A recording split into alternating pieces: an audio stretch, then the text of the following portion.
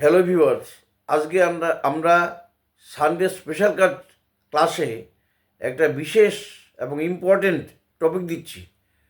সেটা হচ্ছে একটা সেন্টেন্সের স্ট্রাকচার। সেটা হলো subject plus verb plus object plus extension. এক্সাম্পলগুলো হচ্ছে they painted the wall blue.